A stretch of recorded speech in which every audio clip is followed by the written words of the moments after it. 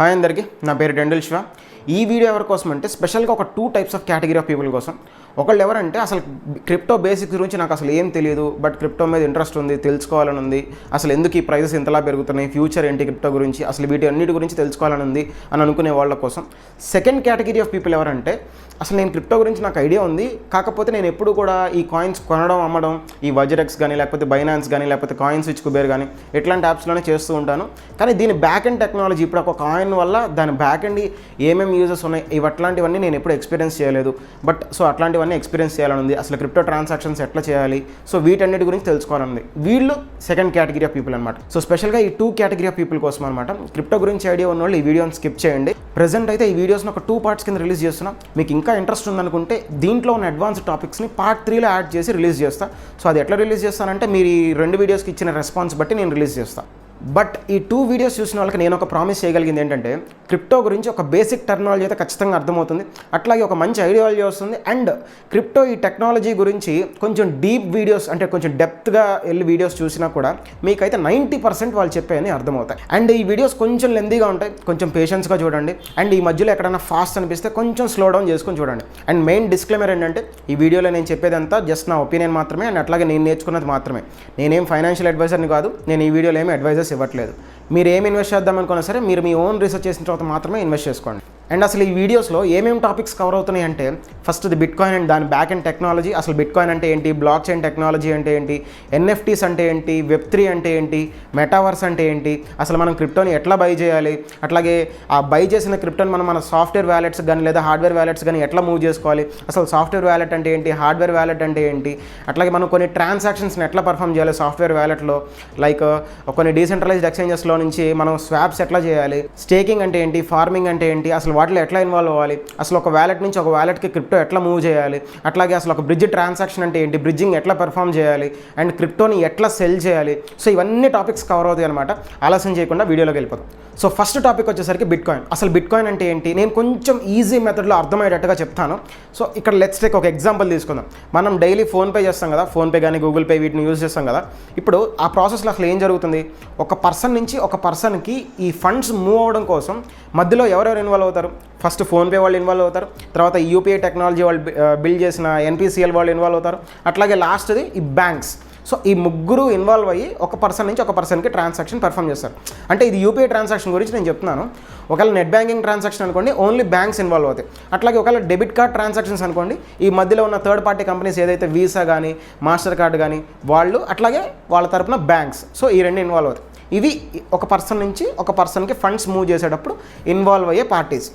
Okay, ఒకవేళ అసలు bit coin దగ్గరకు వస్తే ఒక పర్సన్ నుంచి ఒక పర్సన్కి బిట్ కాయిన్ పంపించేటప్పుడు మధ్యలో ఈ మీడియం ఆఫ్ ట్రాన్స్పోర్ట్ అంటే ఈ మీడియం ఆఫ్ ట్రాన్స్పోర్ట్ ఆఫ్ మనీనే, అంటే ఏదైతే ఆ ఛానల్ ఉంటుందో ఆ ఛానల్నే బ్లాక్ చైన్ అంటారు. సో బ్లాక్ చైన్ అంటే ఏంటంటే ఒక పర్సన్ నుంచి ఒక పర్సన్కి ఇట్లా ఈ మీడియం ఆఫ్ ట్రాన్స్పోర్ట్ ఏదైతే నేను ఛానల్ అని చెప్పానో ఆ ఛానల్ ద్వారా ఒక డేటా కానీ మనీ కానీ ట్రాన్సాక్షన్ అవుతూ ఆ డేటా అంతా ఇప్పుడు ఏదైతే జరిగిన అంటే ట్రాన్సాక్షన్ కానీ లేదా డేటా ఏదైతే ట్రాన్స్ఫర్ అయిందో ఈ డేటా అంతా స్టోర్ అవ్వటం అనేది ఒక సర్వర్లో కాకుండా కొన్ని వేల సర్వర్స్ అంటే కొన్ని మల్టిపుల్ సర్వర్స్లో స్టోర్ అవ్వడమే బ్లాక్ చైన్ టెక్నాలజీ. మీకు ఒక డౌట్ రావచ్చు, అసలు ఈ మల్టిపుల్ సర్వర్స్లో ఆ డేటా స్టోర్ అయితే అసలు ఏంటి లాభం, అట్లాగే ఈ ఫోన్పే ఇప్పుడు మనం చేసే ఫోన్పేకి దీనికి అసలు రిలేషన్ ఏంటి అని అనుకోవచ్చు. దీనికి నేను చెప్తాను ఎగ్జాంపుల్. లెట్స్ టేక్ ఒక ఏ అనే పర్సన్ బి అనే పర్సన్కి ఫండ్స్ ట్రాన్స్ఫర్ చేశాడు అనుకోండి, ఇండియన్ రూపీస్, ఫోన్పే కానీ గూగుల్ పేని యూజ్ చేసి. ఇప్పుడు ఈ డేటా ఎవరెవరి దగ్గర స్టోర్ అవుద్ది, ఫస్ట్ది ఫోన్పే వాళ్ళ కానీ లేదా గూగుల్ పే వాళ్ళ దగ్గర ఏదైతే మీడియం యూజ్ చేస్తారో వాళ్ళ దగ్గర, అండ్ నెక్స్ట్ ఏంటంటే బ్యాంక్స్ దగ్గర స్టోర్ అవుతుంది, అండ్ థర్డ్ ఏంటంటే ఈ యూపీఐ టెక్నాలజీ డెవలప్ చేసిన ఎన్పిసిఎల్ వాళ్ళ దగ్గర స్టోర్ అవుతుంది. ఇప్పుడు హ్యాకర్స్ అనేవాళ్ళు ఆ డేటాని కనుక వాళ్ళు హ్యాక్ చేస్తే, అంటే లైక్ ఆ డేటా సర్వర్స్ని కనుక వాళ్ళు హ్యాక్ చేస్తే ఆ డేటా మ్యానిపులేట్ చేసే అవకాశాలు చాలా ఎక్కువ ఉంటాయి. బట్ అసలు ఒక క్రిప్టో ట్రాన్సాక్షన్ ఎట్లా జరుగుతుందో తెలుసా? లెట్స్ టేక్ ఒక ఎగ్జాంపుల్తో చూద్దాం. ఏ అనే పర్సన్ బి అనే పర్సన్కి బిట్ కాయిన్ సెండ్ చేశారనుకోండి. ఇప్పుడు ఈ డేటాని బ్లాక్ చైన్లో రికార్డ్ చేయాలి. ఇక్కడ బ్లాక్ చైన్ యొక్క బ్యూటీ ఏంటంటే ఈ డేటాని ఒక్క సర్వర్లో రికార్డ్ చేయకుండా కొన్ని మల్టిపుల్ సర్వర్స్లో రికార్డ్ చేస్తుంది. ఈ మల్టిపుల్ సర్వర్స్ అంటే ఎవరు మేనేజ్ చేస్తుంటారని మీకు డౌట్ రావచ్చు. ఈ మల్టిపుల్ సర్వర్స్ మేనేజ్ చేసేది ఎవరంటే బిట్ కాయిన్ మైనర్స్. మీరు వినే ఉంటారు బిట్ కాయిన్ మైనింగ్ అని చెప్పేసి. మళ్ళీ ఇంకోటి, ఇక్కడ సర్వర్స్ అంటే ఏదో వేరే డివైసెస్ అనుకోవద్దు, వాళ్ళ ఓన్ కంప్యూటర్స్ అనమాట. ఈ సర్వర్స్లో కూడా డేటా ఎట్లా స్టోర్ అవుతుందో తెలుసా? ఇప్పుడు మనం తీసుకున్నాం కదా ఎగ్జాంపుల్, ఏ అనే పర్సన్ బి అనే పర్సన్ బిట్ కాయిన్ సెండ్ చేశారని, ప్రతి ఒక్క సిస్టంలోనూ అది రికార్డ్ అవుతుంది. సో ఇట్లా ఈ బిట్ కాయిన్ మైనర్స్ యొక్క కంప్యూటర్స్ అన్నీ కలిసి ఒక నెట్వర్క్ లాగా యాక్ట్ చేస్తాయి. ఈ నెట్వర్క్ యొక్క డెసిషన్స్ ఎట్లా ఉంటాయి అంటే ఈ మేజర్ నెంబర్ ఆఫ్ సిస్టమ్స్ నుంచి ఏదైతే డేటా ప్రాజెక్ట్ అవుతుందో అదే నిజమని నమ్ముతుంది. ఇది ఎట్లా ఉపయోగపడుతుందంటే లెట్స్ టేక్ ఒక హ్యాకర్ వచ్చి ఇప్పుడు ఏ అనే పర్సన్ బి అనే పర్సన్ బిట్ కాయిన్ సెండ్ చేశారు కదా, అట్లా కాకుండా ఏ అనే పర్సన్ హ్యాకర్కి సెండ్ చేశారు అని ఒక 10 సిస్టమ్స్లో డేటాని మార్ఫింగ్ చేశాడు అనుకోండి, అంటే మ్యానిపులేట్ చేశాడు అనుకోండి. కానీ ఇక్కడ ఈ బిట్ కాయిన్ బ్లాక్ చైన్ యొక్క బ్యూటీ ఏందా నేను చెప్పాను కదా, ఈ మేజర్ సిస్టమ్స్ అంటే ఇంకా మిగతా సిస్టమ్స్ లెట్స్ టేక్ 1,00,000 సిస్టమ్స్ ఉన్నాయి అనుకోండి, ఈ హ్యాకర్ ఒక 10 సిస్టమ్స్లో ఆ డేటాను మార్చాడు. ఏమని ఈ ఏ అనే పర్సన్ బి అనే పర్సన్కి కాకుండా ఆ హ్యాకర్కి సెండ్ చేశాడు బిట్ కాయిన్ అని చెప్పి ఒక 10 సిస్టమ్స్లో డేటాను మార్చాడు. బట్ స్టిల్ ఈ మిగతా సిస్టమ్స్ అన్నిట్లో మాత్రం డేటా ఏ అనే పర్సన్ బి అనే పర్సన్కే సెండ్ చేసినట్టు ఉంది కాబట్టి నెట్వర్క్ కూడా ఏ అనే పర్సన్ బి అనే పర్సన్కి సెండ్ చేసినట్టుగానే నమ్మి బి అనే పర్సన్ బిట్ కాయిన్ ఓనర్గా నమ్ముతుంది. అంత బ్యూటిఫుల్ అనమాట ఈ బ్లాక్ చైన్ టెక్నాలజీ. ఈ బిట్ కాయిన్ అనేది ఏంటంటే ఈ బ్లాక్ చైన్ టెక్నాలజీని యూజ్ చేసుకోవడం వల్ల ఒక పర్సన్ నుంచి ఒక పర్సన్కి బిట్ కాయిన్ సెండ్ చేసేటప్పుడు దాని ఓన్ బ్లాక్ చైన్ టెక్నాలజీ ఉంటుంది కాబట్టి ఈ థర్డ్ పార్టీ వాళ్ళు అనేవాళ్ళు ఎవరు ఇన్వాల్వ్ అవ్వరు మధ్యలో. అంటే నేను నాకు ఒక ఎగ్జాంపుల్ చెప్పాను కదా, ఏంటది, ఇప్పుడు ఒక పర్సన్కి ఫోన్పే చేసి మనీ సెండ్ చేస్తుంటే మధ్యలో ఏది మన ఇండియన్ రూపీస్ సెండ్ చేస్తుంటే మధ్యలో బ్యాంక్స్ ఇన్వాల్వ్ అవుతున్నాయి, ఫోన్పే కంపెనీ ఇన్వాల్వ్ అవుతుంది, అట్లాగే ఈ యూపీఐ మేనేజ్మెంట్ అయిన ఎన్పిసిఎల్ ఇన్వాల్వ్ అవుతుంది. కానీ ఇక్కడ ఒక థర్డ్ పార్టీ ఎవరు లేరు కాబట్టి ఇది చాలా సెక్యూర్డ్గా ఉంటుంది. సో ఒక $, ఒక ఇండియన్ రూపీ ఇట్లాంటిదినా ఈ బిట్ కాయిన్ కూడా అనే ఒక డౌట్ చాలామందికి రావచ్చు. Absolutely not. వీటిని ఫియాట్ కరెన్సీస్ అంటారు అనమాట. $, కానీ వీటిని ఈ స్టేబుల్గా ఉండే కరెన్సీస్ని ఫియాట్ కరెన్సీస్ అంటారు. ఇవన్నీ వాటి రెస్పెక్టివ్ గవర్నమెంట్స్ కంట్రోల్ చేస్తూ ఉంటాయి. లెట్స్ టేక్ మన ఇండియన్ రూపీనే తీసుకుందాం. మన రిజర్వ్ బ్యాంక్ ఆఫ్ ఇండియా దీన్ని కంట్రోల్ చేస్తూ ఉంటుంది. ఎట్లా కంట్రోల్ చేస్తుంటుందో ఇప్పుడు ఎగ్జాంపుల్ చెప్తాను చూడండి. మీకు ఒక 100 రూపీస్ నోట్ మీద చూడండి మీరు ఆర్బీఐ గవర్నర్ సిగ్నేచర్ ఉంటుంది. అది కూడా ఏమని మెన్షన్ చేస్తూ ఉంటుందంటే ఇట్లా ఆర్బీఐ గవర్నర్ దీనికి ఈ పేపర్కి ఒక్క పేపర్ కాదు, ఇది ఒక 100 రూపీస్ కానీ 200 రూపీస్ కానీ ఏదైతే అది, సో దీనికంటూ ఒక స్పెసిఫిక్ వాల్యూ ఉందని చెప్పి నేను అష్యూరెన్స్ ఇస్తున్నాను అని చెప్పేసి ఆర్బీఐ గవర్నర్ సిగ్నేచర్ ఉంటుంది. మరి ఇక్కడ ఇంకొక డౌట్ రావచ్చు, ఆర్బీఐ గవర్నర్ మరి తనకి ఇష్టం వచ్చినంత మనీ మీద తను ఇట్లా సిగ్నేచర్ పెట్టేస్తే సరిపోతుందా అని. నో, ఇక్కడ వాళ్ళు ఈ మనీని ఎట్లా ప్రింట్ చేస్తారంటే డిపెండ్స్ అపాన్ వాళ్ళ రిజర్వ్స్, అంటే ఈ గోల్డ్ రిజర్వ్స్ కానీ లేకపోతే ఫారెన్ కరెన్సీ రిజర్వ్స్ కానీ చాలా ఫ్యాక్టర్స్ని బేస్ చేసుకుని వాళ్ళు మనీని మార్కెట్లోకి ప్రింట్ చేస్తారు. అట్లాగే ఈ ఆర్బీఐ అంటే ఒక గవర్నమెంట్ బాడీ కాబట్టి గవర్నమెంట్స్కి చాలా ఆస్తులు ఉంటాయి. ఇప్పుడు ఈవెన్ మన ఇండియాలో కూడా మనం చాలా వింటూ ఉంటాం ఇట్లా ఇది గవర్నమెంట్ భూములని, ఇట్లా గవర్నమెంట్కి చాలా ఆస్తులు కూడా ఉంటాయి. సో అంటే వాళ్ళు లాంచ్ చేసే కరెన్సీస్ మీద వాళ్ళకంటూ స్పెసిఫిక్ ఒక బ్యాకప్ అసెట్స్ అనేవి ఉన్నాయి. కానీ ఇక్కడ బిట్ కాయిన్కి వచ్చేసరికి ఏంటంటే ఒక స్పెసిఫిక్ కంట్రోలర్ ఎవడూ లేరు, అట్లాగే దీనికంటూ బ్యాకప్ అసెట్స్ కూడా ఏమీ లేవు. బట్ స్టిల్ ఇది ఎందుకు మరి ఇంత పెరుగుతుంది, దీనికి ఎందుకు ఇంత వాల్యూడ్ అంటే ఈ బిట్ కాయిన్ అనేది రన్ అయ్యేది డిమాండ్ అండ్ సప్లై మెథడ్లో రన్ అవుతుంది. ఎక్కువ డిమాండ్ వచ్చినప్పుడు బిట్ కాయిన్ వాల్యూ పెరుగుతుంది, డిమాండ్ తగ్గినప్పుడు బిట్ కాయిన్ వాల్యూ పడిపోతుంది. అండ్ ఈ లాస్ట్ 10 to 12 ఇయర్స్లో బిట్ కాయిన్ ఎంతలా పెరిగిందంటే ఒక 1000 రూపీస్ లెట్స్ టేక్ మనం 2010లో బిట్ కాయిన్ మీద ఇన్వెస్ట్ చేసాం అనుకోండి, అది ఈరోజు ఆల్మోస్ట్ ఒక 80 to 100 crores మధ్యలో ఉండేదన్నమాట దాని వాల్యూ. మరీ అంతలా పెరగడానికి ఇక్కడ ఇంకొక రీజన్ ఉంది, అదే ఇన్ఫ్లేషన్. దీని గురించి మనం సింపుల్గా ఎక్స్ప్లెయిన్ చేస్తాం చూడండి. ఒక ఎగ్జాంపుల్ తీసుకుందాం. మనం 2010లో ఒక షాప్కి వెళ్ళి ఒక టీ తాగాలంటే మహా అయితే 2 రూపీస్ 3 రూపీస్లో అయిపోయేది. బట్ సేమ్ అదే టీ ఈరోజు తాగాలంటే ఒక 10 to 15 రూపీస్ మధ్యలో పెట్టాల్సి వస్తుంది. అంటే ఇక్కడ గమనించండి, ప్రోడక్ట్ మారలేదు కానీ దానికి మనం పెట్టాల్సిన వాల్యూ చాలా పెరిగిపోయింది. సో ఇది ఎందుకు జరుగుతుందంటే హెవీ కరెన్సీ అనేది ప్రింట్ అవ్వడం వల్ల. అంటే ఇక్కడ ఏం జరుగుతుంది, లెట్స్ టేక్ మీ చేతిలో ఒక ₹1,00,000 ఉన్నాయి అనుకోండి. ఇప్పుడు గవర్నమెంట్ ఈ రోజు ఒక ₹1,00,000 ప్రింట్ చేసింది, రేపు ఒక ₹1,00,000 ప్రింట్ చేసింది. దీనివల్ల ఏమవుతుంది, మీ చేతిలో ఉన్న ₹1,00,000 వాల్యూ అనేది కూడా రోజు రోజుకి పడిపోతుంది. అంటే మనీ వాల్యూ అనేది ఈ ఎక్కువ కరెన్సీ అనేది మార్కెట్లో ప్రింట్ చేయడం వల్ల రోజు రోజుకి పడిపోతుంది. ఇప్పుడు లెట్స్ టేక్ బిట్ కాయిన్ ఈరోజు ఇక్కడ ఒక $30,000 దగ్గరలో ఉందనుకోండి. ఇప్పుడు యూఎస్ గవర్నమెంట్ ఏం చేసిందంటే ఎక్కువ మనీని ప్రింట్ చేసింది అనుకోండి. సో ఈ మనీ వాల్యూ అనేది రోజు రోజు తగ్గిపోతూ ఉంది. బిట్ కాయిన్ అసలు ఇప్పుడు ఎవరు కొనట్లేదు అనుకోండి, ఎగ్జాంపుల్ అక్కడే ఉంటుంది, కానీ ఎక్కువ మనీ ప్రింట్ చేయడం వల్ల ఈ మనీ వాల్యూ అనేది పడిపోతూ వస్తుంది అనుకోండి. అప్పుడు మనకి బిట్ కాయిన్ ఏదో పెరిగినట్టుగా కనిపిస్తుంది. కానీ ఇదే టైంలో బిట్ కాయిన్ జనాలు ఒక మంచి ఇన్వెస్ట్మెంట్లా చూస్తే డిమాండ్ పెరిగిపోయేసరికి దీని వాల్యూ అనేది పెరుగుతుంది. సో ఈ గ్యాప్ అనేది ఇన్ఫ్లేషన్ వల్ల అట్లాగే డిమాండ్ అండ్ సప్లై వల్ల మనకు అంత హ్యూజ్గా పెరిగినట్టు కనిపిస్తుంది. అండ్ బిట్ కాయిన్కి ఇంతలా డిమాండ్ పెరగడానికి దీనికి ఉన్న మెయిన్ ఇంపార్టెంట్ క్యారెక్టరిస్టిక్ ఫీచర్ ఏంటంటే దీని యొక్క క్రియేటర్ ఉన్నాడు కదా సతోషి నకమోటో, ఆయన క్రియేట్ చేసినప్పుడు ఒక కండిషన్ పెట్టాడనమాట. అదేంటంటే మ్యాక్సిమం 21 మిలియన్ బిట్ కాయిన్స్ మాత్రమే క్రియేట్ అవ్వబడతాయి, అంతకు మించి ఒక్క బిట్ కాయిన్ కూడా క్రియేట్ అవ్వబడదు. సో అది ఎట్లా క్రియేట్ అవ్వబడతాయి, ఇందాక నేను చెప్పాను కదా ఈ మైనర్స్ అనే కాన్సెప్ట్. వీళ్ళు ఈ బిట్ కాయిన్ ఎట్లా మైన్ చేయగలుగుతారంటే ఇప్పుడు ఇందాక మనం ఎగ్జాంపుల్ తీసుకున్నాం చూసారా, ఈ పర్సన్ ఏ అనే పర్సన్ బి అనే పర్సన్కి బిట్ కాయిన్కి సెండ్ చేస్తే ఈ ట్రాన్సాక్షన్ అనేది బ్లాక్ చైన్లో యాడ్ చేయడం కోసం ఒక మైనర్కి ఒక రివార్డ్ అనేది బయటకు వస్తుంది. ఈ బ్లాక్ చైన్లో యాడ్ చేసే ముందు ఒక మ్యాథమెటిక్ పజిల్ అనేది వస్తుంది. సో అతని కంప్యూటర్ నుంచి ఆ మ్యాథమెటిక్ పజిల్ అనేది సాల్వ్ చేయడం వల్ల ఈ ట్రాన్సాక్షన్ అనేది స్పెసిఫిక్ బ్లాక్ చైన్లోకి ఎంటర్ అవుతుంది. కానీ అంత ఈజీ అనుకోవద్దు, బికాస్ ఇప్పుడు బిట్కాయిన్ మైనర్స్ అనేవాళ్ళు ఎక్కువ మంది ఉన్నారు కాబట్టి ఉండే కొద్దీ ఆ మ్యాథమెటికల్ పజిల్ అనేది చాలా హెవీగా అంటే చాలా కష్టంగా రావడం స్టార్ట్ అవుతుంది. సో దానివల్ల ఏమవుతుంది, ఆ పజిల్ని సాల్వ్ చేయాలంటే మనకి నార్మల్ కంప్యూటర్స్ అయితే అస్సలు అవ్వదు. హెవీ గ్రాఫిక్ కార్డ్స్ ఉన్న కంప్యూటర్స్, హెవీ బిగ్ ప్రాసెసర్స్ ఉన్న కంప్యూటర్స్తోనే అవన్నీ సాధ్యమవుతాయి. సో ఈ రోజుల్లో అయితే బిట్కాయిన్ మైనింగ్ బిజినెస్ అనేది అంత ప్రాఫిటబుల్ అయితే కాదు. సో ఈ ప్రాసెస్లో బిట్కాయిన్ అనేది బిట్కాయిన్ మైనర్స్ ద్వారా ఒక రివార్డ్ ఫార్మేట్లో మైన్ అవ్వబడుతూ ఉంటుంది. ఆల్రెడీ ఇప్పటికే 19.4 మిలియన్ బిట్కాయిన్ అనేది ఆల్రెడీ మార్కెట్లో సర్క్యులేషన్లో ఉంది. అంటే ఇంకా మహా అయితే ఒక 1.5 మిలియన్ బిట్కాయిన్ మైన్ అవ్వబడుద్ది అనమాట.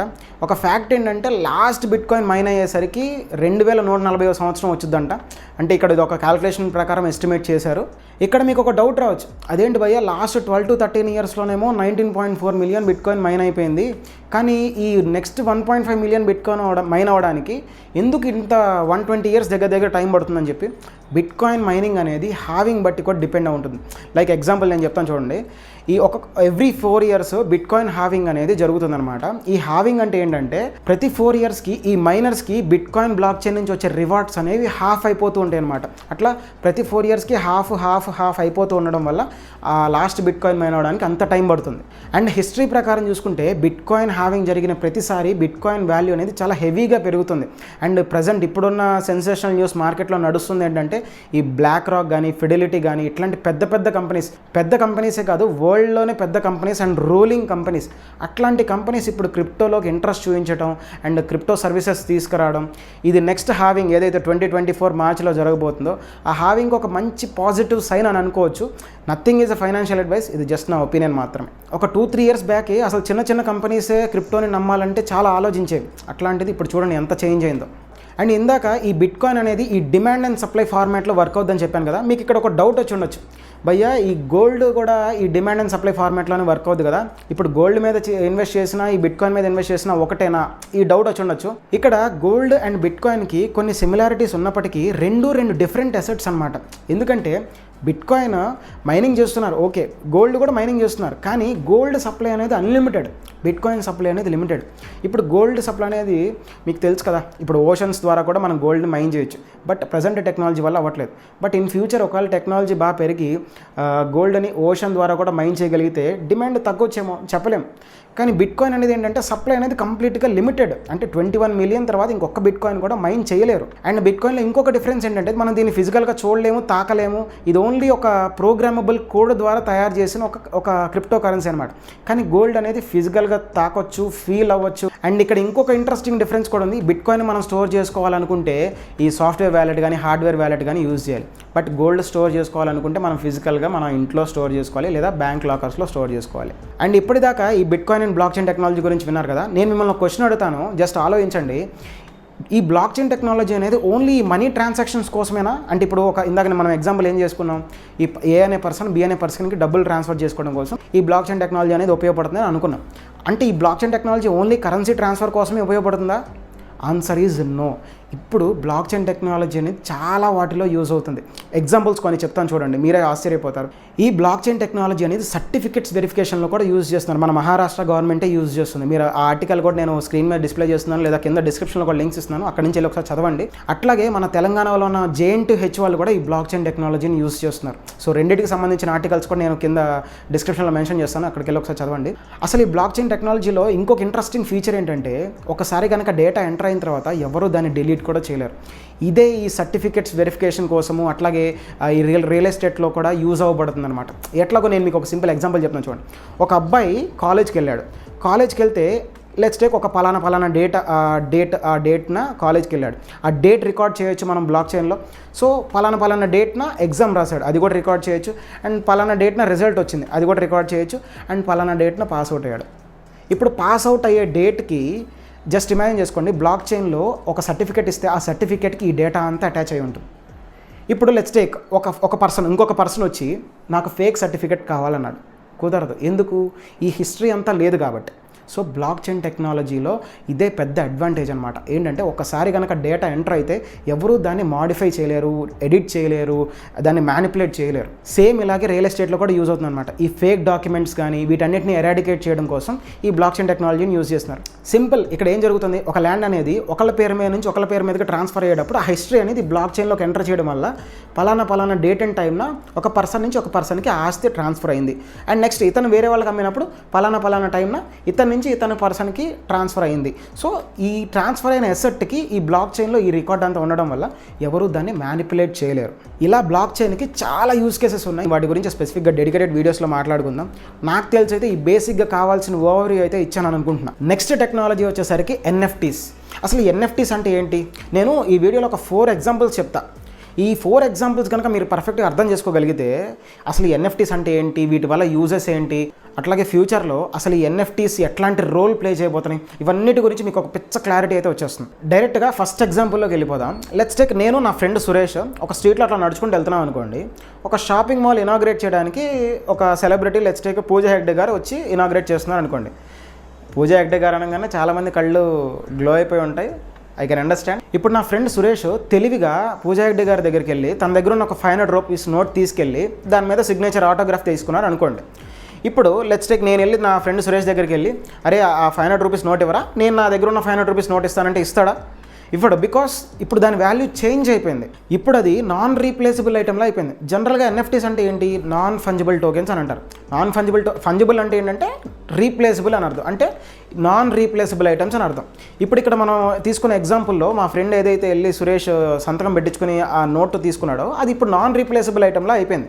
మీరు అనొచ్చు, భయ్యా మీరు అట్లా ఎందుకు అనుకుంటున్నారు, డైరెక్ట్గా మీరు కూడా ఒక నోట్ తీసుకెళ్ళి సిగ్నేచర్ పెట్టించుకుంటే సేమ్ అట్లాంటి ఐటమే కదా అని అనుకోవచ్చు. అప్పుడు ఏమవుద్దంటే సిమిలర్ ఐటమ్స్ అవుతాయి కానీ సేమ్ ఐటమ్స్ ఎప్పటికీ అవ్వవు. సో అట్లాగే అంటే ఇప్పుడు సిమిలర్ ఐటమ్స్ ఎట్లా అవుతాయి, ఇప్పుడు ఆవిడ మా ఫ్రెండ్ సురేష్ గారి 500 రూపీ నోట్ మీద ఒక యాంగిల్లో సిగ్నేచర్ పెట్టి ఉండొచ్చు, నా నోటు మీద ఇంకొక యాంగిల్లో సిగ్నేచర్ పెట్టి ఉండొచ్చు. అట్లాగే ఆ 500 రూపీ నోటుకున్న సీరియల్ నెంబర్ వేరు, నా 500 రూపీ నోటుకున్న సీరియల్ నెంబర్ వేరు. సో సిమిలర్ ఐటమ్స్ అయితే అవుతాయి కానీ ఆ రెండు సేమ్ ఐటమ్స్ అయితే ఎప్పటికీ అవ్వవు కదా. సో నాన్ రీప్లేసబుల్ ఐటమ్స్ని డిజిటల్గా మనం నాన్ ఫంజిబుల్ టోకెన్స్ ఎన్ఎఫ్టీస్ అని అంటాం అంతే. మరి ఇక్కడ చాలామందికి వచ్చే డౌట్ ఏంటంటే ఫిజికల్గా అయితే ఆ నాన్ రీప్లేసబుల్ ఐటమ్స్కి ఒక వాల్యూ వస్తుంది, మరి డిజిటల్గా వాల్యూ ఎట్లా వస్తుంది? సేమ్ మళ్ళీ అక్కడ కూడా ఒక ఎగ్జాంపుల్ చెప్తాను. లెట్స్ టేక్, నేను నా ఫ్రెండ్ సురేష్ సేమ్ పూజా హెగ్డే గారు ఒక ఎన్ఎఫ్టీస్ని లాంచ్ చేశారనుకోండి. గుర్తుపెట్టుకోండి, ఎన్ఎఫ్టీస్ అనేది బ్లాక్ చైన్ టెక్నాలజీలోనే వర్క్ అవుతాయి. బ్లాక్ చైన్ టెక్నాలజీ అంటే ఏంటంటే ఇక్కడ పూజా హెగ్డే మేడం గారికి ఒక వ్యాలెట్ అడ్రస్ ఉంటుంది, నాకు ఒక వ్యాలెట్ అడ్రస్ ఉంటుంది. సింపుల్, మీరు కన్ఫ్యూజ్ అవుతుంది, ఎగ్జాంపుల్తో చెప్తాను అది కూడా. ఇప్పుడు లెట్స్ టేక్, నేను సురేష్కి ఒక 100 రూపీస్ ఫోన్పే చేశాను అనుకోండి. దానికి ఏం కావాలి, ఫస్ట్ ఆఫ్ ఆల్ వాడి ఫోన్పే నెంబర్ కావాలి. ఓకే, సో నేను అడిగప్పుడు ఫోన్పే చేయగలుగుతాను. అంటే ఇక్కడ ఒక నా నెంబర్ నుంచి వాడి నెంబర్కి ఫోన్పే అయితే చేస్తున్నాను. ఇప్పుడు ఈ డేటా అనేది నా దగ్గర ఉంటుంది, అట్లాగే నేను 100 రూపీస్ వాడికి పంపించాను కాబట్టి వాడి అకౌంట్లో ఉంటుంది, అట్లాగే బ్యాంక్ దగ్గర ఉంటుంది. సో ఈ ముగ్గురు దగ్గర ఉంటుంది. కానీ బ్లాక్ చైన్లో ఏమవుతుందంటే ఇప్పుడు నేను నా వ్యాలెట్ అడ్రస్ నుంచి చెప్పాను కదా, బ్లాక్ చైన్లో ప్రతి ఒక్కరికి ఒక్కొక్క వ్యాలెట్ ఉంటుంది, దానికి ఒక అడ్రస్ ఉంటుంది. వ్యాలెట్ అడ్రస్ అంటే ఏమనుకోవద్దు, సేమ్ ఇక్కడ ఫోన్పే నెంబర్ ఎట్లాగో అక్కడ వ్యాలెట్ అడ్రస్ అట్లా. వ్యాలెట్ అడ్రస్ ఏంటంటే ఒక 20 క్యారెక్టర్స్ అట్లా ఉంటాయి అనమాట. నా వ్యాలెట్ అడ్రస్ నుంచి సురేష్ వ్యాలెట్ అడ్రస్కి ఒక 1 బిట్కాయిన్ సెండ్ చేశాను అనుకోండి. ఇదేంటంటే పబ్లిక్గా ఎవరైనా చూడొచ్చు, ఆ బ్లాక్ చైన్ ఎక్స్ప్లోరర్లోకి వెళ్ళిపోయి పబ్లిక్గా ఎవరైనా చెక్ చేయొచ్చు. కానీ ఒక వ్యాలెట్ నుంచి ఒక వ్యాలెట్కి ఒక 1 బిట్కాయిన్ మూవ్ అయిందని చెప్పి చూడగలుగుతారు. కానీ కరెక్ట్ ఎగ్జాక్ట్గా ఇదే పర్సన్ ఒక 1 బిట్కాయిన్ ఈ పర్సన్కి సెండ్ చేశారని మాత్రం అందరూ తెలుసుకోలేరు. సో ఇక్కడ ఏం జరుగుతుందంటే జరిగే ప్రతి ట్రాన్సాక్షన్ అనేది నోట్ అవుతుంది, కానీ ఐడెంటిటీస్ అనేవి రివీల్ అవ్వవు. ఓకే, ఇప్పుడు పూజా హెగ్డే గారు ఒక అఫీషియల్ వెబ్సైట్ పెట్టి ఆవిడ కొన్ని ఎన్ఎఫ్టీస్ని లాంచ్ చేస్తుంది అనుకోండి. అంటే ఎన్ఎఫ్టీస్ అంటే కూడా అవి ఎట్లా అంటే ఒక పోస్టర్ క్రియేట్ చేసి ఆ పోస్టర్లో ఆవిడ సిగ్నేచర్ పెట్టి అది డిజిటల్గా ఒక 2 ఎన్ఎఫ్టీస్ లాంచ్ చేసింది అనుకోండి. నేను నా ఫ్రెండ్ సురేష్ ఆవిడ సోయిన్స్ అమౌంట్ పెట్టారు, ఆ సోయిన్స్ అమౌంట్ పెట్టి మేము కొనుక్కున్నాం. ఇప్పుడు ఇక్కడ ఏం జరుగుతుంది, ఆవిడ వ్యాలెట్ నుంచి మా వ్యాలెట్కి వస్తాయి.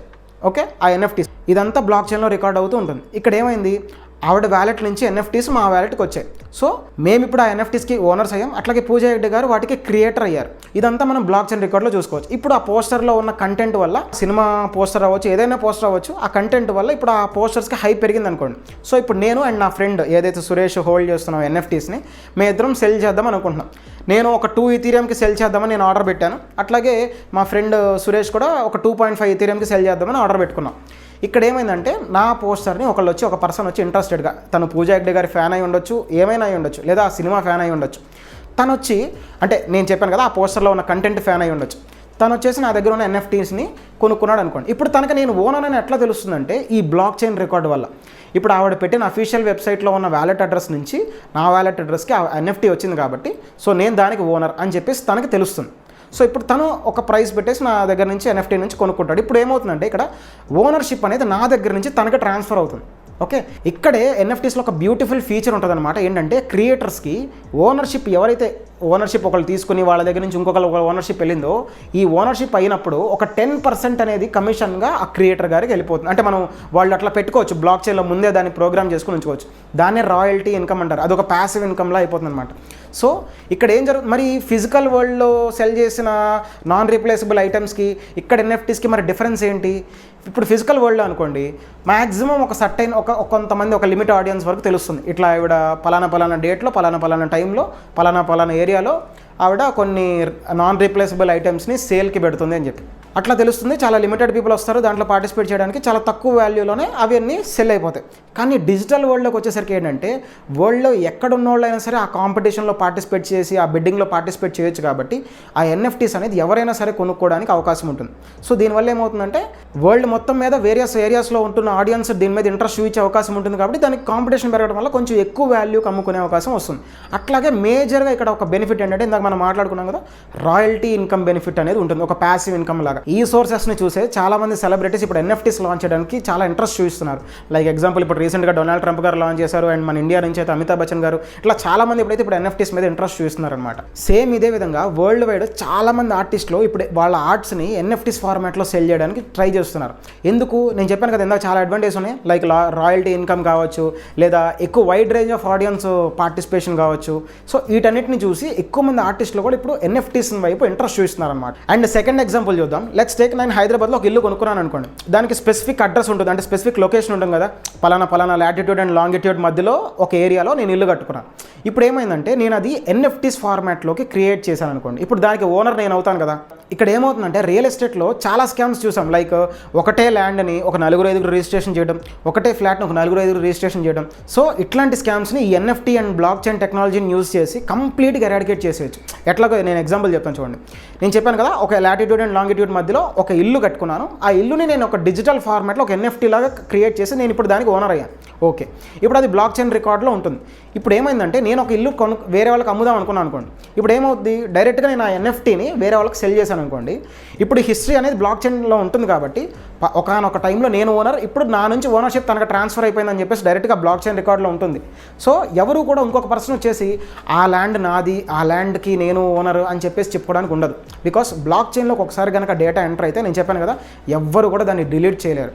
ఇప్పుడు ఇక్కడ ఇంకొక కేసు అనిపించవచ్చు మీకు, భయ్యా సేమ్ అదే ఇల్లు, సేమ్ అదే లుక్, సేమ్ అదే డిజైన్ అంతా సేమ్, మీ పక్కన ఇంకొక ఇల్లు ఉందనుకోండి, అప్పుడు సేమ్ ఎన్ఎఫ్టీస్ లాగా జనరేట్ అవుతాయి కదా అనే డౌట్ మీకు రావచ్చు. లెట్స్ టేక్ దాన్ని కూడా ఎగ్జాంపుల్ తీసుకుందాం. నా ఫ్రెండ్ సురేషే సేమ్ నేను ఎట్లయితే ఇల్లు కట్టుకున్నానో same design, same plan, same outlook మొత్తం తను నా పక్కనే కొంచెం పక్కన తను ఇల్లు కట్టుకున్నాను అనుకోండి. ఇప్పుడు అంత మాత్రాన సేమ్ ఎన్ఎఫ్టీ అయితే రాదు. ఎందుకంటే నాకున్న లాటిట్యూడ్ అండ్ లాంగిట్యూడ్ వాల్యూస్ వేరు, తనకున్న లాటిట్యూడ్ అండ్ లాంగిట్యూడ్ వాల్యూస్ వేరు.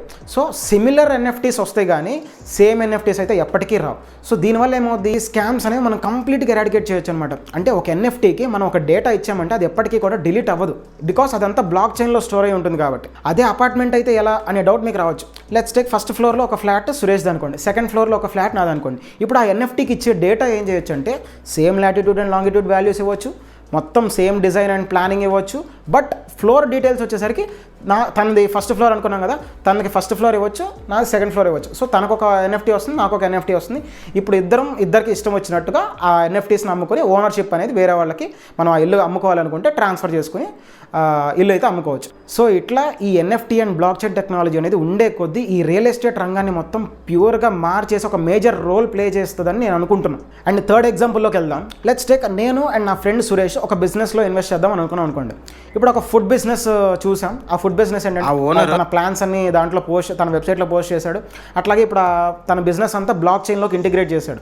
సో అంటే ఏం జరుగుతుందంటే తనకి జరిగే డైలీ సేల్స్ కానీ లేకపోతే time to time sales and తను బై చేసే ప్రొడక్ట్స్ అంటే రా మెటీరియల్ ఇవన్నీ ఆ బ్లాక్ చైన్లో తను అప్డేట్ చేస్తూ ఉంటుంది అనమాట. ఆ టెక్నాలజీ అంటే లైక్ వెరీ ఫ్రీక్వెంట్లీ తను అప్డేట్ చేస్తూ ఉంటాడు. సో ఇప్పుడు ఏమైందంటే నేను సురేష్ ఒక కంట్రీలో ఉన్నాం, తను ఆ బిజినెస్ అంతా ఒక కంట్రీలో జరుగుతుందని అనుకోండి. ఇప్పుడు ఏమైందంటే బ్లాక్ చైన్లోకి ఇంటిగ్రేట్ చేయడం వల్ల ఇప్పుడు నేను లెట్స్ టేక్ ఒక 2,99,999 రూపీస్ పెట్టి, అంటే ఒక 1 రూపీ తక్కువ 3 lakhs నేను ఇన్వెస్ట్ చేద్దామని డిసైడ్ అయ్యాను. నా ఫ్రెండ్ 3 lakhs డైరెక్ట్గా 3 lakhs అమౌంట్, అంటే 1 రూపీ ఎక్కువ తను ఇన్వెస్ట్ చేద్దామని డిసైడ్ అనుకోండి.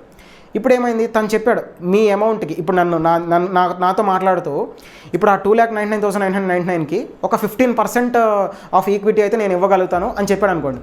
నేను బార్గెన్ చేసి 20% ఈక్విటీ అడిగాను. ఓకే, ఫైనల్గా ఏమైందంటే ఇప్పుడు ఒక కాంట్రాక్ట్ ప్రకారం నేనైతే తనకు ఒక 2,99,999 క్రిప్టో కరెన్సీ ఫార్మాట్లో తనకు పంపించేటట్టు, అట్లాగే తన బిజినెస్లో నుంచి ఒక 20% ఈక్విటీ నాకు ఇచ్చేటట్టు. సో ఇదంతా ఒక NFT క్రియేట్ చేసి నాకు సెండ్ చేశాడు. సో తన వ్యాలెట్ అడ్రస్ నుంచి నాకు డైరెక్ట్గా వచ్చేసింది. ఇప్పుడు నా ఫ్రెండ్ సురేష్ 3 lakhs పెట్టేసి తను ఇన్వెస్ట్ చేస్తున్నాడు. కాకపోతే తను బార్గెన్ చేయలేదు అనుకోండి. ఇప్పుడు 15% ఆఫ్ ఈక్విటీ తను ఆఫర్ చేస్తానంటే డైరెక్ట్గా అదే తీసుకున్నాడు. ఇప్పుడు తనకు వచ్చే NFTలో డీటెయిల్స్ ఎట్లా ఇంటిగ్రేట్ అవుతాయి అంటే తను 3 lakh రూపీస్ అంటే క్రిప్టో కరెన్సీ ఫార్మాట్లో తనకు పంపించేటట్టు, అట్లాగే తను ఒక 15% ఆఫ్ ఈక్విటీ అనేది ఆ బిజినెస్ది ఈక్విటీ అనేది తనకి ఇచ్చేటట్టు. సో ఇదంతా బ్లాక్ చైన్లో రికార్డ్ అయిపోయి ఎవరి NFTs వాళ్ళకి వచ్చేసాయి. ఇప్పుడు ఏమైంది, లెట్స్ టేక్ ఒక 1 వీక్ వీక్లీ ఒక టైం ఫ్రేమ్ సెట్ చేసుకుని ఆ వీక్లీ వచ్చే రివార్డ్స్ అంటే ఏదైతే ప్రాఫిట్స్ ఉంటాయో ఆ ప్రాఫిట్స్ని డివైడ్ చేసే ప్లాన్ పెట్టారనుకోండి. లెట్స్ టేక్ ఒక వీక్ ఒక 50,000 ప్రాఫిట్ వచ్చింది. ఇప్పుడు ఆ 50,000 ప్రాఫిట్లో నాకు డైరెక్ట్గా ఈ బ్లాక్ చైన్ టెక్నాలజీలోనే ఇప్పుడు నాకు వచ్చే షేర్ ఉంది కదా 20% ఈక్విటీ అంటే 50,000లో నుంచి ఒక 10,000 ప్రాఫిట్ అనేది నాకు డైరెక్ట్గా బ్లాక్ చైన్లో నా వాలెట్కి వచ్చేస్తాయి. నా ఫ్రెండ్కి రావాల్సింది ఎంత, 15% సురేష్కి. సో 15% ఈక్విటీ కాబట్టి 50,000లో 15% అంటే 7,500. సో 50,000 ప్రాఫిట్ అనుకుంటే నాకు ఒక 20% ఈక్విటీ ప్రకారం 10,000, అట్లాగే 15% ఈక్విటీ ప్రకారం మా ఫ్రెండ్ సురేష్కి 7,500 డైరెక్ట్గా బ్లాక్ చైన్లోనే వచ్చేసాయి. సో ఇట్లా ఈ మెథడ్ ఆఫ్ బిజినెస్ అనేది కూడా ముందు రాబోతుంది. బికాస్ ఈ రికార్డ్ అంతా బ్లాక్ చైన్లో, ఒకసారి నేను చెప్పాను కదా బ్లాక్ చైన్లోకి ఒకసారి డేటా ఎంటర్ అయితే మళ్ళీ అది ఎవరు డిలీట్ చేయలేరు. సో ఆ ఫీచర్ వల్ల వీళ్ళ ఫ్యూచర్ బిజినెస్ యొక్క ట్రస్ట్ అనేది పీపుల్లో బిల్డ్ అవ్వాలంటే ఈ హిస్టరీ అనేది చూస్తూ ఉంటారు. బికాస్ డైరెక్ట్గా బ్లాక్ చైన్లో మనకు అది అవైలబుల్గా ఉంటుంది కాబట్టి. అండ్ ఫైనల్ ఎగ్జాంపుల్ చూద్దాం. మన తెలుగు ఫిలిం డైరెక్టర్ అయిన రామ్ గోపాల్ వర్మ గారు రీసెంట్గా ఒక టీవీ ఛానల్ ఇంటర్వ్యూలో కూడా ఈ NFT technology and black chain technology గురించి మాట్లాడారు. వాళ్ళు NFT చేస్తారు.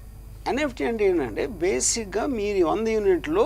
సో మాట్లాడుతూ ఆయన చెప్పారు ఒక మూవీని ఇట్లా NFT టెక్నాలజీ మీద రిలీజ్ చేస్తున్నారని. అక్కడేం జరుగుతుంది, లెట్స్ టేక్ రామ్ గోపాల్ వర్మ గారు ఒక మూవీ డైరెక్ట్ చేయాలని చెప్పేసి ఇంట్రెస్ట్ చూపించారనుకోండి. ఇప్పుడు దానికి ఆయన ఏం చేస్తారంటే ఒక ట్రైలర్ క్రియేట్ చేస్తారు.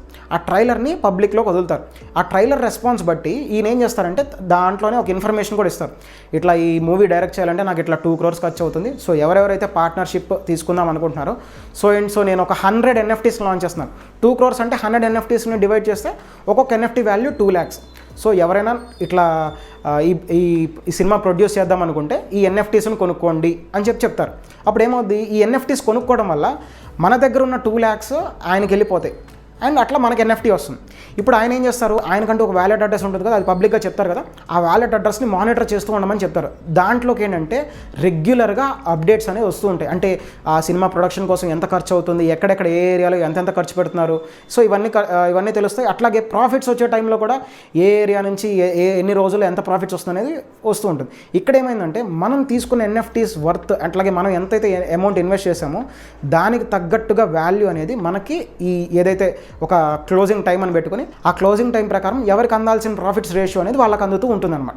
సో దీనివల్ల ఏంటంటే ట్రాన్స్పరెన్సీ ఒకటి వస్తుంది. అట్లాగే ఒకవేళ ఈ మెథడ్ సక్సెస్ అయింది అనుకోండి, ఇప్పుడు ఆయన పెద్ద సినిమాలు తీయడం, ఇప్పుడు లెట్స్ టేక్ ఒక 2,000 crore వర్త్ ఆఫ్ ఫిలిం తీయాలన్నా కూడా ఇప్పుడు ఆ ఫండ్ ఆయనకి రావాలంటే లెట్స్ టేక్ ఒక 10,000 people పార్టిసిపేట్ చేశారనుకోండి. అంటే ఇప్పుడు ఆ 10,000 NFTs లాంచ్ చేశారనుకోండి, ఇప్పుడు ఒక్కొక్క NFT కాస్ట్ అనేది 20 lakhs అవుతుంది. ఇప్పుడు 10,000 people ఒక్కొక్కరు 20 lakh ఫిగర్ అనేది కొంచెం ఎఫర్డబుల్ చేయగలిగే వాళ్ళు ముందుకు వచ్చారనుకోండి, అంటే 2,000 crore rupees worth of film కూడా పాసిబుల్ అనే కదా అర్థం. సో అంత స్కోప్ ఉందన్నమాట NFTస్కి ఫ్యూచర్లో. అండ్ రామ్ గోపాల్ వర్మ గారు ఆ టీవీ ఇంటర్వ్యూ వీడియో లింక్ కూడా నేను కింద డిస్క్రిప్షన్లో మెన్షన్ చేశాను, ఒకసారి అక్కడికి వెళ్ళి ఆ వీడియో కూడా చెక్ చేయండి. అంతేకాదు ఈ NFTs వల్ల ఏంటంటే ఈ NFTస్ని ఒక ఎంట్రీ టికెట్గా కూడా యూజ్ చేయొచ్చు. ఇప్పుడు రాబోతున్న మెటావర్స్ టెక్నాలజీలో, ఆ మెటావర్స్ గురించి కూడా చెప్తాను. ఈ రాబోతున్న మెటావర్స్ టెక్నాలజీలో లెట్స్ టేక్ ఒక ప్లేస్కి వెళ్ళి మనం ఒక ఈవెంట్ అటెండ్ అవ్వాలనుకోండి, ఆ ఈవెంట్ ఒక 100 peopleకే వాళ్ళు స్లాట్స్ ఇచ్చారనుకోండి, ఆ 100 slotsని వాళ్ళు NFTs ఫార్మాట్లో రిలీజ్ చేస్తారు. సో ఆ NFTస్ని మనం కొనుక్కుని ఆ NFTని మనం ఎంట్రీ టికెట్గా యూజ్ చేయాల్సిన పరిస్థితులు. ఇట్లా NFTకి సంబంధించి మనం చాలా ఫిజికల్ వరల్డ్ యూజ్ కేసెస్ అయితే రాబోతున్నాయి. నెక్స్ట్ టెక్నాలజీ వచ్చేసరికి Web 3.0. ఈ పేరు చూసిన తర్వాత మీకు ఈ Web 2.0 Web 1.0 కూడా ఉండాలి కదా అనే డౌట్ మీకు రావచ్చు. ఎస్ ఉన్నాయి. ఈ Web 1.0 ఎప్పుడు స్టార్ట్ అయిందంటే లేట్ 1990s స్టార్ట్ అయింది. అక్కడ అసలు ఆ ఫేస్ ఆఫ్ ఇంటర్నెట్లో ఏం జరిగేదంటే ఓన్లీ రీడ్ ఓన్లీ ఫేస్ అనమాట. అంటే మ్యాక్సిమం మనం ఆ ఇంటర్నెట్లో నుంచి ఉన్న ఆర్టికల్స్ని మనం చదవడం తప్ప మనం ఇంకేం చేయగలిగే వాళ్ళం కాదు. అంటే ఇప్పుడు కొన్ని సెంట్రలైజ్డ్ ఆర్గనైజేషన్స్ ఉంటాయి, ఇప్పుడు లైక్ వికీపీడియా ఎట్లా అయితే ఇప్పుడు ఉందో, సో అట్లాంటి సెంట్రలైజ్డ్ ఆర్గనైజేషన్స్ అప్పుడు ఉండే. అవి ఏం చేసాయంటే ఒక డేటాని మనకి ఆర్టికల్స్ ఫార్మాట్లో మనకి ఆ ఇంటర్నెట్లో చూపించేది. సో అవి మనం చదివేవాళ్ళం అంతే, ఇంకంతకు మించి మనం ఇంకేం చేయగలిగే వాళ్ళం కాదు. కాబట్టి ఈ వెబ్ 2.0 అనేది ఎర్లీ 2000స్లో లాంచ్ అయింది. ఈ వెబ్ 2.0లో ఏమేమి ఉండేది, ఇప్పుడు ఫేస్బుక్ అని చెప్పేసి అప్పుడు లాంచ్ అయింది. ఆ ఫేస్బుక్లో ఏమేమి చేయగలిగేవాళ్ళం, స్టైల్గా ఫోటోలు దిగి పెట్టేవాళ్ళం, మన పోస్టులకు మనమే లైకులు కొట్టుకునేవాళ్ళం, మన ఫ్రెండ్స్ పోస్టులకు లైకులు కొట్టేవాళ్ళం, వెళ్ళి కమెంట్లు చేసేవాళ్ళం. సో అట్లా ఇంటరాక్ట్ అయ్యేవాళ్ళం అనమాట. ఈ వెబ్ 1.0లో మాత్రం ఓన్లీ చదివేవాళ్ళం అంతే ఆర్టికల్స్ని. బట్ వెబ్ 2.0లో ఏమయ్యేదంటే ఆర్టికల్స్ని చదవటమే కాదు, మనం ఇంటరాక్ట్ కూడా అయ్యే అవకాశం అనేది వెబ్ 2లో వచ్చింది. అట్లాగే అప్పట్లో యూట్యూబ్ అని లాంచ్ అయింది, అండ్ మనకు నచ్చిన వీడియోస్ మనం పోస్ట్ చేయగలిగేవాళ్ళం, అండ్ ఆ వీడియోస్ నచ్చిన వాళ్ళు దానికి లైక్ చేసేవాళ్ళు, అండ్ దానికి కమెంట్స్ కూడా చేసేవాళ్ళు. సో ఇట్లా ఇంటరాక్టివ్ ఫేస్ ఆఫ్ ఇంటర్నెట్ అనేది స్టార్ట్ అయిందనమాట. కానీ ఈ వెబ్ 2.0లో ఒక 2 డ్రాబ్యాక్స్ అయితే ఉన్నాయి. ఫస్ట్ది ఏంటంటే ఒక సెంట్రలైజ్డ్ అథారిటీకి ఒక హ్యూజ్ పవర్ ఉండడం వల్ల దాన్ని మిస్యూజ్ చేయడం. సెకండ్ది ఏంటంటే మన దగ్గర ఉన్న డేటాకి ప్రైవసీ లేకపోవడం. ఫస్ట్ దాని గురించి మాట్లాడుకుందాం. ఒక సెంట్రలైజ్డ్ అథారిటీకి అంత హ్యూజ్ పవర్ ఉంటే అది ఎట్లా మిస్యూజ్ చేస్తుంది?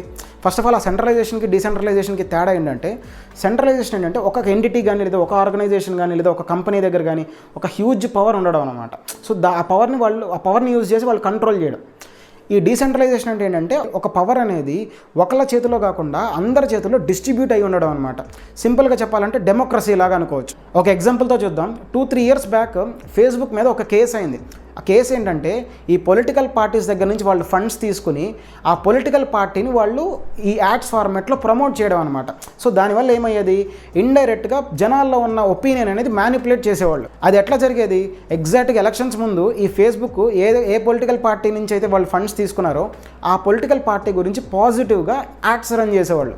సో యాడ్స్ చూసి జనాలు ఏంటంటే కొంతమంది రియలిస్టిక్గా నమ్మి ఆ ఇంపాక్ట్ అనేది ఆల్రెడీ ఎలక్షన్స్లో కూడా కనిపించింది. సో దానివల్ల ఏమైంది, ఈ ఫేస్బుక్ మీద ఈ సెంట్రలైజ్డ్ అథారిటీ పవర్ అనేది వీళ్ళు మిస్యూజ్ చేశారని చెప్పేసి ఒక లీగల్ కేసు కూడా అయ్యి చాలా పెద్ద ఇష్యూస్ కూడా అయ్యాయి. సో ఇక్కడ ఏం జరిగిందంటే ఒక సెంట్రలైజ్డ్ అథారిటీ పవర్ అనేది వాళ్ళు మిస్యూజ్ చేశారు.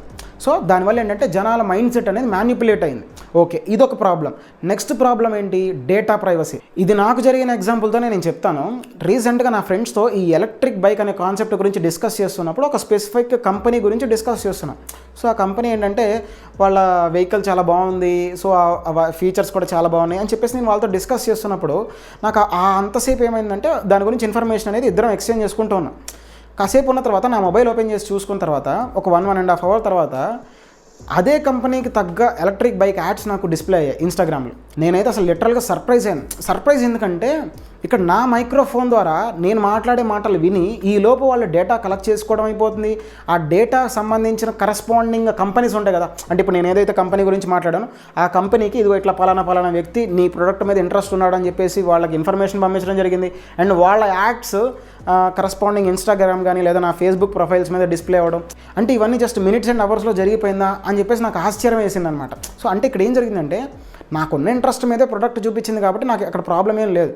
ఓకే, కానీ ఒకవేళ అదే డేటాని వాళ్ళు ఒకవేళ మిస్యూజ్ చేస్తే, సో మన డేటా ఏంటంటే మనకి ఇక్కడ ప్రైవసీ లేకుండా జరిగిందనమాట.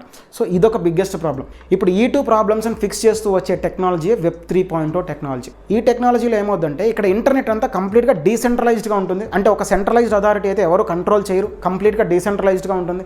అట్లాగే మన డేటా అనేది చాలా ప్రైవేట్గా ఉంటుంది. మనకు కావాలనుకుంటేనే మనం ఆ డేటాని మన కంపెనీస్కి ఇచ్చుకోవచ్చు. అట్లాగే ఈ వెబ్ 3.0 టెక్నాలజీ ద్వారా ఏంటంటే మన డేటాని మనం కావాలంటే అమ్ముకొని మనం అది డబ్బులు కూడా ఎక్స్చేంజ్ చేసుకోవచ్చు. వెబ్ 2.0లో ఏం జరిగింది, ఈ కంపెనీస్ ఏదైతే సెంట్రలైజ్డ్ కంపెనీస్ లైక్ ఫేస్బుక్ కానీ గూగుల్ కానీ వీళ్ళందరూ ఏం చేశారంటే మన దగ్గర ఉన్న డేటాను వాళ్ళు తీసుకుని వాళ్ళకి ఇన్ రిటర్న్ మనకి ఆ ఫ్రీ సర్వీసెస్ ఏదైతే ఇప్పుడు మన గూగుల్ అకౌంట్ కానీ లేకపోతే ఆ 15 GB ఆఫ్ క్లౌడ్ స్టోరేజ్ కానీ లేకపోతే ఈ ఫేస్బుక్ ప్రొఫైల్ ఇదే ఈ కనెక్టింగ్ విత్ ఫ్రెండ్స్ కానీ ఈ ఫీచర్స్ అన్ని మనకు సర్వీసెస్గా వాళ్ళు ప్రొవైడ్ చేస్తున్నారు ఇన్ రిటర్న్. ఈ వెబ్ 3లో ఏమవుతుందంటే ఇప్పుడు మన దగ్గర ఉన్న డేటాని మనం కావాలంటేనే మానిటైజ్ చేసుకోవచ్చు, లేదా మనం ప్రైవేట్గానే ఉంచుకోవచ్చు. మానిటైజ్ అంటే నథింగ్ బట్ మనకు కావాలంటే మన డేటాని మనం అమ్ముకోవచ్చు, లేదా మనం కావాలంటే మనం ప్రైవేట్గా ఉంచుకోవచ్చు అనమాట. సో ఇవన్నమాట వెబ్ 3లో వస్తున్న అడ్వాన్స్మెంట్స్. కానీ మీకు ఒక డౌట్ రావచ్చు, అంటే అసలు ఇప్పటిదాకా వెబ్ 3 టెక్నాలజీ అనేది అసలు లేదా ఏంటి అని. ఆల్రెడీ వెబ్ 3 టెక్నాలజీ అనేది ఎప్పుడో స్టార్ట్ అయిపోయింది, ఇంకా దీంట్లో అడ్వాన్స్మెంట్స్ అనేవి జరుగుతూ ఉన్నాయి. లైక్ ఎగ్జాంపుల్ ఒకటి చెప్తాను, ఎగ్జాంపుల్తోనే కన్వే చేస్తాను. చాలామందికి తెలిసిందే ఇది కూడా. మనం ఒకప్పుడు ఈ సినిమాలన్నీ కూడా ఈ టొరెంట్స్ ఈ టొరెంట్స్ యూటారెంట్ అని చెప్పేసి లేదా బిట్ టారెంట్ అని చెప్పేసి చాలా టొరెంట్ వెబ్సైట్స్ నుంచి డౌన్లోడ్స్ చేస్తూ ఉండేవాళ్ళం. దాంట్లో ఒక సెక్షన్ ఉంటుంది పియర్స్ అని. మనం ఇప్పుడు ఒక మూవీ సెర్చ్ చేసిన తర్వాత ఆ మూవీకి సెర్చ్ చేసిన టొరెంట్స్ వచ్చినప్పుడు ఆ టొరెంట్స్ పక్కన పియర్స్ అని వస్తుంది. ఆ పియర్స్ అంటే ఏంటి, ఎవరి దగ్గర అయితే వాళ్ళ సిస్టంలో ఆ ఫైల్ ఉండడం అన్నమాట. ఇప్పుడు లెట్స్ టేక్ మనం బాహుబలి మూవీ అని సెర్చ్ చేసాం అనుకోండి. ఇప్పుడు ఆ బాహుబలి మూవీకి సంబంధించిన పియర్స్ అనేది ఒక 10 ఉన్నాయి అనుకోండి. అంటే దాని అర్థం ఏంటంటే 10 ఇండివిజువల్ సిస్టమ్స్లో ఆ బాహుబలి సంబంధించిన మూవీ అనేది ఉందన్నమాట. ఓకే, సో అక్కడి నుంచి మనం డౌన్లోడ్ చేసుకోగలదు. అదే పియర్స్ 0 కానీ లేకపోతే కొంచెం తక్కువ పియర్స్ ఉండే ఏంటంటే డౌన్లోడ్ చేసుకోవడం అనేది చాలా టఫ్ అయిపోతూ ఉండేది. సో ఈ ప్రాబ్లం నేను కూడా ఫేస్ చేశాను, అట్లాగే చాలామంది కూడా ఫేస్ చేసి ఉంటారు. ఈ పియర్స్ తక్కువ ఉండడం వల్ల ఏమవుద్దంటే ఆ సిస్టంలో నుంచి నా సిస్టంలోకి డౌన్లోడ్ చేసుకోవడానికి డిఫికల్టీ అనేది పెరిగిపోద్ది. అదే ఎక్కువ పియర్స్ ఉందనుకోండి, ఎక్కువ సిస్టమ్స్లో ఉందనుకోండి, అప్పుడు చాలా ఈజీగా డౌన్లోడ్ అయిపోద్ది అనమాట. సో ఇక్కడ గమనించండి, పియర్ టు పియర్ ఫార్మాట్లో జరుగుతుంది కాబట్టి మన డేటా అనేది ప్రైవేట్గా ఉండేది అనమాట. అంటే ఎవరు డౌన్లోడ్ చేసుకుంటున్నారు అనేది కూడా తెలిసేది కాదు. అట్లాగే ఒక సెంట్రలైజ్డ్ అథారిటీ కంట్రోల్ అనేది ఉండేది కాదు. అండ్ ఇప్పుడు ప్రజెంట్ చూసుకుంటే ఈ వెబ్3 టెక్నాలజీలో చాలా అడ్వాన్స్మెంట్స్ అనేవి వచ్చాయి. ఇప్పుడు లైక్ మనకి చాలా వెబ్2 అప్లికేషన్స్ కూడా ఇప్పుడు వెబ్3 అప్లికేషన్స్ కూడా వచ్చేసాయి. అంటే ఆల్టర్నేట్ అప్లికేషన్స్ లైక్ ఇప్పుడు యూట్యూబ్ ఉందనుకోండి, యూట్యూబ్కి ఇప్పుడు వెబ్3 ఆల్టర్నేట్గా ఒడిసీ అని వచ్చేసింది. గూగుల్ క్రోమ్కి వెబ్3 ఆల్టర్నేట్గా బ్రేవ్ బ్రౌజర్ అని వచ్చేసింది. స్పాటిఫైకి వెబ్3 ఆల్టర్నేట్గా ఆడియోస్ అనే అప్లికేషన్ వచ్చేసింది. అండ్ మీ చాలామందికి చాలా ఇష్టమైన టిండర్ అప్లికేషన్కి కూడా ఇప్పుడు ఒక మ్యాచ్ పూల్ అనే ఒక వెబ్3 ఆల్టర్నేట్ వచ్చేసింది. ఆగండి అప్పుడే అక్కడికి వెళ్ళి రిజిస్టర్ చేసుకుంటారు, కానీ ఈ వీడియో మొత్తం అయిన తర్వాత వెళ్ళి రిజిస్ట్రేషన్ చేసుకోండి. సో ఇట్లా వెబ్3లో ఇంకా ముందు చాలా అడ్వాన్స్మెంట్స్ అయితే రాబోతున్నాయి. అండ్ క్రిప్టోకి వెబ్3కి మరి రిలేషన్ ఏంటంటే ఈ క్రిప్టోలో జరిగే back and technology and back and transactions అన్నీ కూడా వెబ్3 స్పేస్లోనే జరుగుతున్నాయి. సో అందుకే ఈ వెబ్3 టెక్నాలజీ అర్థం అవడం కోసం వెబ్3 గురించి చెప్పాను. వెబ్2లో ఏం జరిగేది, నా బ్యాంక్ అకౌంట్లో నుంచి నా ఫ్రెండ్ బ్యాంక్ అకౌంట్లోకి మనీ పంపించాలంటే ఈ సెంట్రలైజ్డ్ బ్యాంక్స్ అనేవి కంట్రోల్ చేసేది. కానీ వెబ్3లో ఏం జరుగుతుందంటే డీసెంట్రలైజ్డ్గా ఈ మెటామాస్క్, ఇప్పుడు నేను మా ఫ్రెండ్కి ఫండ్స్ పంపించాలనుకోండి, మెటామాస్క్లో నుంచి డైరెక్ట్గా నా మెటామాస్క్ నుంచి తన మెటామాస్క్కి పంపించేసేయచ్చు. సింపుల్గా ఒక వ్యాలెట్ అడ్రస్ ఉంటే సరిపోతుంది. సో దీన్ని ఎవరు కంట్రోల్ చేయలేరు. అట్లాగే మన డేటా కూడా ప్రైవేట్గా ఉంటుంది. అండ్ నేను చెప్పిన ఈ వెబ్3 యాప్స్ అన్నిటి లింక్స్ కూడా నేను కింద డిస్క్రిప్షన్లో ప్రొవైడ్ చేస్తాను. ఈ వీడియో మొత్తం చూసాక ఒకసారి వెళ్ళి వాటిని కూడా ట్రై చేయండి. అండ్ నెక్స్ట్ టెక్నాలజీ వచ్చేసరికి మెటావర్స్ టెక్నాలజీ. ఇది ఒక రివల్యూషనైజ్డ్ టెక్నాలజీ అనమాట. నేను ఎందుకు రివల్యూషనైజ్డ్ అంటున్నానో కాసేపట్లో మీకే అర్థమవుతుంది. ఫస్ట్ ఆఫ్ ఆల్ ఈ టెక్నాలజీ గురించి తెలుసుకునే ముందు మీకు ఒక 2 టర్మ్స్ గురించి అర్థం కావాలి. అదేంటంటే argumented reality and virtual reality, AR and VR. ఈ ఆర్గ్యుమెంటెడ్ రియాలిటీ అంటే ఏంటి, మీకు ఒక ఎగ్జాంపుల్తో చెప్తాను. మనకి ఒక 2-3 years back, like 4-5 years back ఒక గేమ్ వచ్చింది, పోకీమాన్ గో అని చెప్పి. ఆ గేమ్లో ఏముండేదంటే మనం ఆ స్మార్ట్ ఫోన్ తీసుకుని ఒక పాయింట్ ఆఫ్ లొకేషన్ చూపిస్తుంది. అక్కడికి వెళ్ళిన తర్వాత ఒక యానిమేటెడ్ క్యారెక్టర్లో పోకీమాన్ అనేది కెమెరా అవతల నార్మల్ రియాలిటీతో మిక్స్ అయిపోయి ఉంటుంది. సో అది ఆర్గ్యుమెంటెడ్ రియాలిటీ. అంటే ఏంటి, ఇక్కడ నార్మల్ రియాలిటీతో ఈ వర్చువల్గా ఒక క్యారెక్టర్ అనేది మిక్స్ అయిపోయి ఉంది కాబట్టి అది ఆర్గ్యుమెంటెడ్ రియాలిటీ, AR. మరి VR అంటే ఏంటి, వర్చువల్ రియాలిటీ అంటే ఏంటంటే కంప్లీట్గా వర్చువల్ వరల్డ్ అనేది ఒక కొత్త వరల్డ్ అనేది, అంటే నార్మల్ రియాలిటీని కంప్లీట్గా రీప్లేస్ చేసిన రియాలిటీనే వర్చువల్ రియాలిటీ అంటాం. ఈ వర్చువల్ వరల్డ్ ఏంటంటే ఇదంతా ఒక కొత్త ప్రపంచం అనమాట. ఇప్పుడు దాకా ఉన్న టచ్ స్క్రీన్ డివైజెస్ అన్నీ ఉంటాయి కదా, ఇవన్నీ ఎట్లా అయిపోతాయి అంటే మనం ఈ ఐరన్ మ్యాన్ సినిమాల్లో కానీ ఇవన్నీ చూస్తుంటారు కదా, హోలోగ్రాఫ్స్ లాగా మారిపోతాయి. సో అట్లా ఫ్యూచర్లో ఈ హోలోగ్రాఫ్స్ లాగా మారిపోతాయి అనమాట. సింపుల్గా చెప్పాలంటే ఈ టెక్నాలజీ ఎంతలాగా డెవలప్ అవ్వబోతుందంటే, మనం ఇప్పుడు జనరల్గా బోర్ కొడితే మనం మ్యాక్సిమం సోషల్ మీడియాతో టైంపాస్ చేస్తూ ఉంటాం. బట్ ఉండే కొద్ది ఏమవుతుందంటే ఈ వర్చువల్ వరల్డ్లోకి వెళ్ళిపోయి అక్కడ టైం స్పెండ్ చేయడం స్టార్ట్ చేస్తాం. అంతలా డెవలప్ అవ్వబోతుంది. అసలు ఈ మెటావర్స్ ఏంటంటే ఇది ఒక ఆన్లైన్ స్పేస్ అనమాట, ఒక 3D వరల్డ్. సో ఈ వరల్డ్ ఏంటంటే మనకి ఇష్టం వచ్చిన పనులన్నీ చేయొచ్చు. మనకు చిన్నప్పటి నుంచి చిన్న కోరికలు ఉండిపోయి ఉంటాయి. లైక్ చిన్న పనులు చేయలేకపోతాం. చిన్నపిల్లలు గమనించండి, వాళ్ళ చిన్నప్పుడు చిన్న ఇల్లులు కట్టుకుంటారు. So that like they dream like ఆ ఇల్లు నాది, నేను కట్టుకున్నాను. ఇట్లాంటి చిన్న కోరికలన్నీ కూడా వర్చువల్ వరల్డ్లో మనం ఈజీగా చేసుకోవడానికి అవకాశం ఉండేటట్టు చేస్తున్నారన్నమాట. అండ్ అసలు ఈ టెక్నాలజీలో కూడా ఈ వెబ్3 అండ్ బ్లాక్ చైన్ ఇంటిగ్రేట్ చేస్తున్నారు. అది ఎట్లా ఇంటిగ్రేట్ చేస్తున్నారో మీకు ముందు చిన్న ఎగ్జాంపుల్స్తో చెప్తాను. సో దట్ దాన్ని బట్టి మీకు క్లియర్గా అర్థమవుతుంది. ఇప్పుడు ఫర్ ఎగ్జాంపుల్ తీసుకుందాం, మనకి GTA Vice City కానీ లేకపోతే GTA San Andreas అని ఒకప్పుడు ఫేమస్ గేమ్స్ కదా.